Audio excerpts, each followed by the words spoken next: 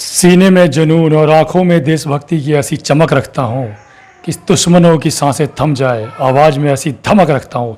ये शब्द है भगत सिंह, शहीद आजम भगत सिंह का। जय हिंद, जय भारत। दोस्तों, आज शहीद आजम भगत सिंह जी का जन्म है। वो भगत सिंह जो अपने देश के लिए फांसी के फंदे पे झूल गए। फिर भी बहुत सारी ऐसी पार्टियां हैं जो उन्हें शहीद का दर्जा देने से कतराती है। दोस्तों, ऐसा क्यों? और भगत सिंह के विचारधारा क्या थे? तो भगत सिंह, आपको पता है, 12 साल की उम्र में जब जलियांवाला बाग हत्याकांड हुआ था, तभी से भगत सिंह काफ़ी आहत हुए थे, दुखी हुए थे। तभी से उन्होंने क्रांतिकारियों को बुक्स वगैरह पढ़ना शुरू कर दिया था। वो बुक्स पढ़ते पढ़ते इतने ही ज़्यादा उस मोड़ पे पहुंच गए थे, उनको ये नहीं समझ आ रहा था कि देश के लिए क्या किया जाए। कभी उन्हें ये लगता था कि गांधी जी के जो बनाए हुए रास्ते हैं, जो अहिंसा पे चलना चाहिए, वो रास्ता कभी उनको ठीक लगता था। कभी उनको जो गरम दल के नेता क्रांतिकारी थे, उनके रास्ते अच्छे लगते थे। इन दोनों में वो डिसाइड नहीं कर पा रहे थे कि किस रास्ते पे चलना चाहिए देश की आज़ादी दिलाने के लिए। लेकिन होता क्या, आखिरी में उन्हें गांधी जी का रास्ता पसंद नहीं आता है। वो गरम दल के साथ जाना ही उचित समझते हैं। उसके बाद वो जाके गरम दल के नेताओं से मिलते हैं, जैसे चंद्रशेखर आज़ाद, बटुकेश्वर दत्त और भी क्रांतिकारी नेता थे, उनसे मिलते हैं। मिलने के बाद उनकी एक पार्टी होती है भारत युवा सभा। उस भारत युवा सभा मतलब भारत नौजवान सभा, उस पार्टी का विलय करके वो हिंदुस्तान सोशलिस्ट रिपब्लिक एसोसिएशन के नाम से पार्टी वो बनाते हैं।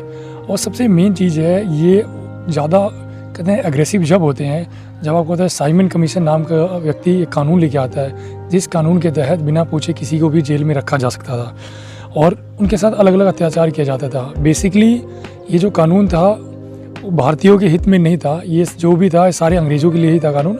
बस भारतीयों का शोषण करने के लिए कानून लाया गया था, जिसके विरोध में सभी लोग उसका विरोध कर रहे थे। जिसके चक्कर में अपना जो अंग्रेज़ों का प्रशासन था, क्रूरता अपनाते हुए लाठियों से लगातार चार्ज कर रहा था, जिसके बीच लाला लाजपत राय को बहुत चोट लगी, जिसके कारण उनका देहांत हो गई। और उनके देहांत के बाद तो मानो ऐसा भगत सिंह के अंदर कहते हैं क्रांति की वो ज्वाल उठी, ऐसे खून में उबाल आया और बदले की भावना में जलने लगे। उनको ये लगता था कि अभी से अभी बदला लिया जाए। फिर वो चंद्रशेखर आज़ाद, बटुकेश्वर दत्त के साथ मिलकर एक योजना तैयार करते हैं सैंडर्स की हत्या करने की। तो उसी बीच एक नाटकीय रूपांतरण किया जाता है, जिसमें साइकिल खराब होने का नाटक किया जाता है। जैसे ही सैंडर्स उधर से आता है, उसी टाइम देखा होगा कि वीडियो में भी दिखाया गया, फिल्म में भी दिखाया गया कि चंद्रशेखर आज़ाद जी उनके सिर पे एक गोली चला देते हैं। वो एक गोली से भी मर सकते थे, लेकिन आपको पता है ना, भगत सिंह काफ़ी जोशीले युवा थे। उन्हें यकीन नहीं होता कि एक गोली से मरेंगे, इसलिए वो फिर से आके लगातार 3 से 4 राउंड की फायरिंग करते हैं ताकि उनकी मृत्यु निश्चित हो सके। मृत्यु हो गई थी। उसके बाद जैसे ही वो भाग रहे थे, वैसे ही भारतीय कोई सिपाही जो अंग्रेज़ों के दल में काम कर रहा था, उसे रोकने की कोशिश करता है। कोई सिंह नाम का कोई व्यक्ति होता है। फिर भी क्या है, भगत सिंह जी उन्हें समझाते हैं कि तुम मेरा पीछा ना करो, चले जाओ। लेकिन वो व्यक्ति आखिर मानता नहीं है, फिर उसे भी गोली मारना पड़ता है। उसके बाद क्या होता है, वो चले जाते हैं। जब कहानी आगे क्या बढ़ती है, इनकी इतने लाख कोशिशों के बाद जो अंग्रेजी हुकूमत है, अंग्रेजी शासन है, उनके कान पे कहते हैं जुएं तक नहीं रेंगी थी। उनकी सारी पॉलिसी, आपको पता है भगत सिंह एक तरह से वामपंथी विचारों से काफ़ी प्रभावित थे और वो सोशलिस्ट भी थे। वो कभी रक्तपात के मतलब खून खराबे के हित में नहीं थे। वो हमेशा चाहते थे कि कभी मजदूरों का शोषण न हो, किसानों का शोषण न हो, जो कि अंग्रेज़ हमेशा से ही करते थे। कि उनके प्रशासन में कभी भी आपने देखा होगा कि भारतीय उद्योगपति कभी भी उन्नति नहीं कर पाया। तो इसलिए उनके विरोध हमेशा करते थे, उनकी नीतियों का विरोध करते थे। क्योंकि भगत सिंह एक ऐसा युवा क्रांतिकारी थे जिनके पास कलम की ताकत के साथ साथ बंदूक की ताकत भी थी। वो बहुत बड़े लेखक थे। उनको पंजाबी, हिंदी, इंग्लिश, इवन बटुकेश्वर दत्त से बंगाली भाषा तक की ये शिक्षा प्राप्त कर रखी थी उन्होंने। तो कहने का मतलब, आप ऐसे नहीं कह सकते कि खून खराबा के रास्ते पे चल रहे थे, उनको अकल नहीं थी या कुछ ऐसा था। नहीं दोस्त, वो बहुत ही कहते प्रतिभाशाली व्यक्ति थे जो अपने लेख से युवाओं को जागृत करते थे। लेकिन वो काफ़ी जब देखा कि इसमें नाकाम हो रहे हैं, तो उन्होंने आखिरी में क्या सोचा, उन्होंने जनरल असेंबली में बम गिराना सोचा। उन्होंने कि जब जनरल असेंबली में बम गिराया उन्होंने, तो वहाँ पे न किसी की हत्या हुई, न किसी कोई आहत हुआ। और इवन भागना चाहते तो भाग सकते थे तीनों, लेकिन वो नहीं भागे। उनका सिर्फ एक मकसद था कि सोई हुई प्रशासन को जगाना, जो मुर्दे थे उनको जगाना। बाद में उन्हें गिरफ्तार कर लिया जाता है, कैसे अलग अलग धाराएं लगाया जाता है, जेल में कड़ी से कड़ी यातनाएं दी जाती है, टॉर्चर किया जाता है।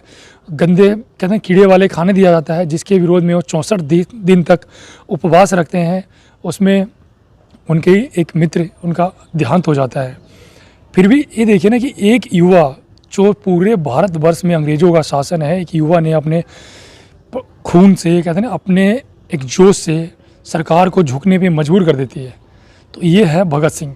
भगत सिंह की कहानी कहते हैं ना इन शब्दों में तो बयां करना बहुत ही मुश्किल है कि भगत सिंह अपने आप में एक वो नाम है जिसको कहते हैं ना नाम लेने के लिए किसी की औकात चाहिए, मतलब एक हिम्मत चाहिए। भगत सिंह कोई उन नेताओं की तरह नहीं है जो चाटुकारिता करके, क्योंकि प्रत्यक्ष रूप से उन्होंने क्रांतिकारी की लड़ाई लड़ी। तो देश में कहते हैं ना इस आज़ादी में इनका वो अहम हिस्सा है जिसको बयां करना शब्दों से या किताबों से बहुत मुश्किल है। कि उनका उम्र पता है ना, सिर्फ 23 साल की उम्र में मेरा रंग दे बसंती चोला, मेरा रंग दे बसंती चोला। तीनों राजगुरु भगत सिंह, बटुकेश्वर दत्त, तीनों को फांसी दी गई।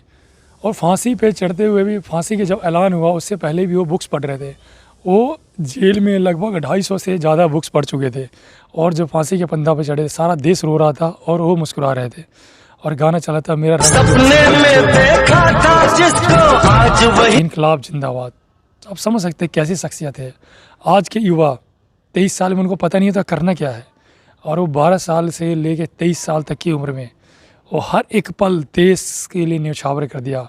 उस महान व्यक्ति का आज जन्मदिन है, तो एक सैल्यूट बनता है दोस्तों।